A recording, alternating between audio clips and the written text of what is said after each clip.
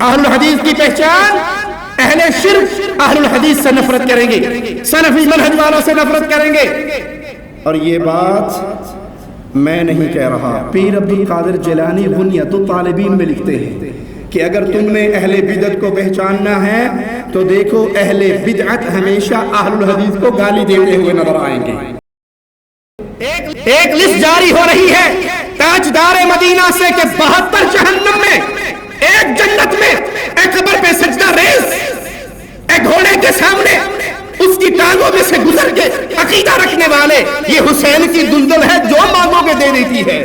انا للہ و انا الیہ راجعون۔ کبھی سوچا تم نے میرا نام کدھر ہے، 72 میں یا ایک میں؟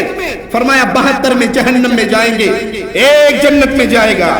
میں دعوت دیتا ہوں، کائنات بھر کو دعوت دیتا ہوں، مذہب اہل حدیث منہج سلف کا ایک ادنا سا طالب علم، اللہ کی قسم ہمارا کوئی ایک مسئلہ بھی ایسا نہیں ہے جو محمد کریم صلی اللہ علیہ وسلم کے احادیث اور صحابہ کے طریقے کے خلاف ہو۔ اور اگر کوئی یہ ثابت کر دے کل کا سورج باج میں طلوع ہوگا، اہل الحدیث اس مسئلے کو اندھیرے کے اندر چھوڑنے کے لیے تیار ہے۔ آج کوئی ذات پات ملتی ہے، بڑی مشکل سے سیدوں کا رشتہ آیا ہے تو چھاتی پیٹنے والا، لیکن برادری تو مل گئی۔ ارے مومن کی برادری صرف ایک ہوتی ہے، یہ لا الہ الا اللہ کہنے کے بعد کہیں شرک تو نہیں کرتا۔ مومن کا ماجرا مومن کے ساتھ محبت کا ہوتا ہے، اور مومن اپنی مومنہ لخت جگر کو کبھی کسی مشرک کے حوالے نہیں کیا کرتا۔ وہ مر سکتا ہے، اپنی بیٹی کو گھر بٹھا کر بوڑھی کہہ سکتا ہے، رب کے دشمن کے نکاح میں مومنہ بچی کا ہاتھ نہیں دے سکتا۔